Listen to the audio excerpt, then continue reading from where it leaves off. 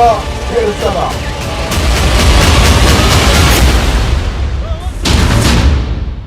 Double धमाका, double हमला, Hamas का खुफिया युद्ध।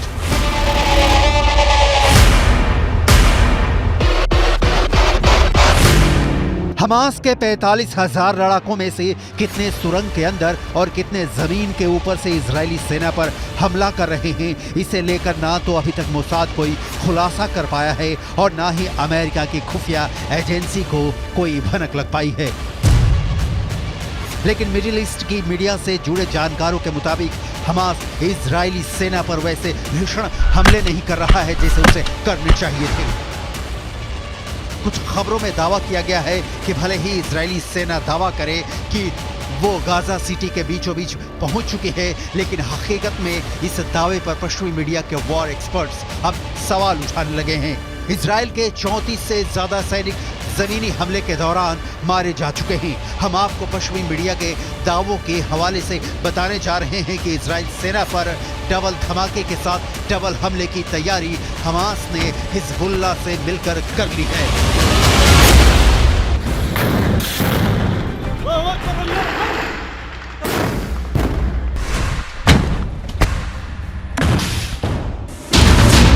इजराइल की वर्दी में हमास के लड़ाके। लगता है इस बार इजरायली सेना, इजरायली खुफिया एजेंसी मोसाद और बीना शेख हमास की ताकत और वॉर प्लान को समझने में बुरी तरह से फेल हुए हैं। 27 अक्टूबर से शुरू हुए दूसरे चरण के इजरायली हमले में दावा किया जा रहा था कि इजरायली सेना एक हफ्ते के अंदर उत्तरी गाजा से हमास के लड़ाकों का सफाया कर देगी, लेकिन अभी तक इजरायली सेना सिर्फ 400 के करीब सुरंगों को तबाह कर पाई है। इधर हमास ने फिर दावा किया है कि उसके लड़ाके इजरायली सेना को उत्तरी गाजा में हरा देंगे। आखिर हमास इतने बड़े दावे कैसे कर रहा है? कुछ खबरों में यहाँ तक दावा किया गया है कि हमास के लड़ाके इजरायली सेना की वर्दी पहनकर हमले कर रहे हैं।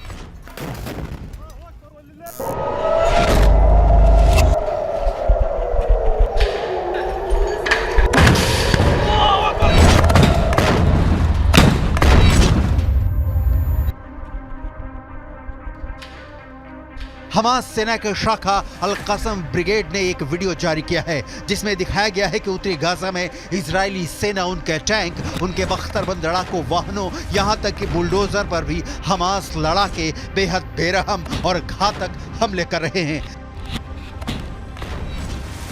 जरा आप हमास की तरफ से जारी किए गए इस 2 मिनट 44 सेकंड के वीडियो की एक एक तस्वीर को देखिए, जिसमें 50% तक तबाह हो चुके गाजा में हमास के लड़ाके चारों तरफ से हमले कर रहे हैं। डबल धमाका, डबल हमला, हमास का खुफिया युद्ध।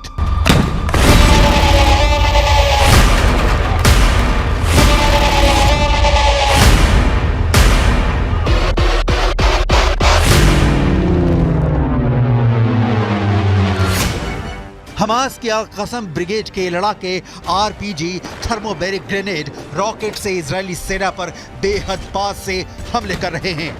इजरायली टैंकों पर महज 100 से 150 मीटर दूरी से एंटी टैंक मिसाइलें और रॉकेट से हमले हो रहे हैं।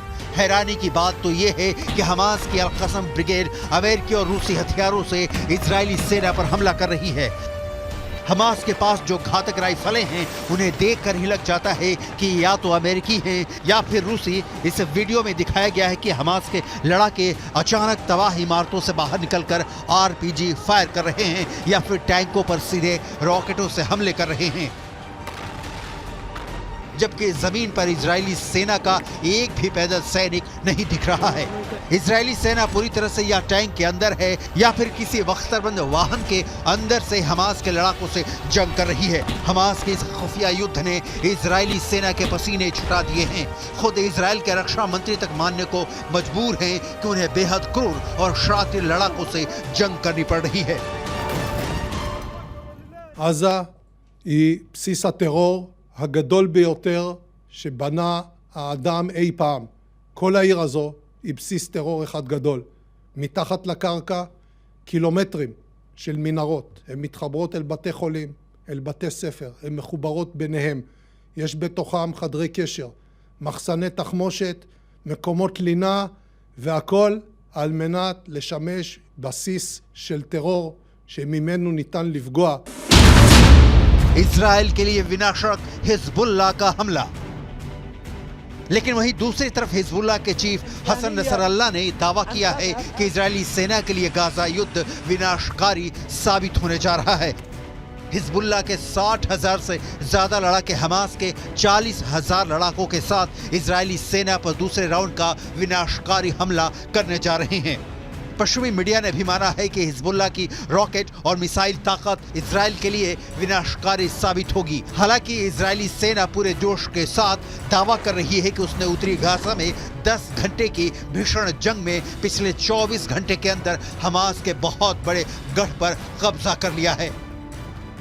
इजराइल की आईडीएफ ने दावा किया है कि महज 10 घंटे की लड़ाई के बाद हमास का प्रमुख गढ़ पर कब्जा कर लिया गया है। इजरायली सेना का कहना है कि 10 घंटे की भीषण जंग में हमास के दर्जनों लड़ाके मारे गए हैं। आईडीएफ की मुख्य पैदल सेना इकाइयों में से एक नाहल ब्रिगेड के सैनिकों ने उत्तरी गाजा के पश्चिम में जबालिया पर भीषण हमला किया है। जबालिया में आउटपोस्ट 17 पर आईडीएफ ने हमास लड़ाकों को मारकर कब्जा कर लिया है। आईडीएफ ने खुलासा किया है कि हमास के लड़ाके जमीन के ऊपर और भूमिगत मार्ग से हमले कर रहे हैं। आईएसए और आईडीएफ की खुफिया जानकारी के आधार पर एक आईडीएफ फाइटर जेट ने सेंट्रल कैंप ब्रिगेड में हमास के एंटी टैंक मिसाइल यूनिट के प्रमुख इब्राहिम अबू मगसीब को मार डाला है। आईडीएफ के मुताबिक अबू मगसीब के मारे जाने से पहले इजरायली सेना और आईडीएफ सैनिकों पर कई एंटी टैंक मिसाइल से हमले करने जा रहा था। इससे पहले हमास के एंटी टैंक मिसाइल के कमांडर मोहम्मद असर को आईडीएफ ने मार डाला था। Fighting. It's not an operation, it's a war. It's going to last time. It's going to take its time until Hamas no longer exists, until our prisoners, people that were kidnapped, will come back home. It's been rough, it's been hard, but we're doing a good job. IDF ने कई तस्वीरें जारी की हैं जिसमें दावा किया गया है कि नॉर्थ गाजा में हमले बेहद तेज कर दिए गए हैं। इजरायली सेना ने यह भी दावा किया है कि हमास के करीब 60 कमांडरों को अब तक मार दिया गया है। रॉयटर्स के मुताबिक इजरायली सेना ने गाजा में हमास के चीफ आया सिनवार को उसके बंकर में अलग थलग कर दिया है। वो बंकर के बाहर की दुनिया से पूरी तरह से कट चुका है। इधर इजराइल के युद्ध कैबिनेट के मंत्री रॉन डर्मर ने दावा किया है कि 30 दिन से ज्यादा की जंग में 3 से 4 हजार से ज्यादा हमास लड़ाके मारे जा चुके हैं। उत्तरी गाजा का 50% इलाका पूरी तरह से तबाह हो चुका है। फिलिस्तीनी और हमास समर्थकों के बीच कोहराम मचा हुआ है। وقصف وعنا معاقة. احنا طلعنا من بيتنا لانه ما فيش المنطقة كلها اخلى. فيش طلعنا على المدارس مش آمنة برضه. يعني لا في عنا اكل ولا في عنا ولا يعني موت مية ما فيش نشرب. مية ما فيش يشرب اولادنا. بعدين ضربوا المخابز ضربوا 30 दिन की जंग के बाद पता चला कि उत्तरी गाजा से 70% फिलिस्तीनी और हमास समर्थक भाग चुके हैं।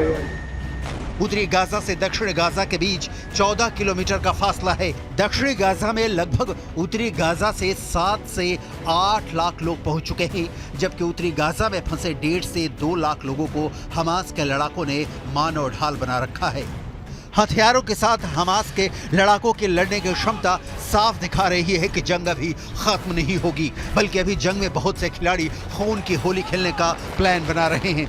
अब देखना होगा हमास और हिजबुल्लाह जब दो तरफ से डबल अटैक इजराइल पर करेंगे, तब कैसे इजरायली सेना हमास और हिजबुल्लाह का सामना करेगी।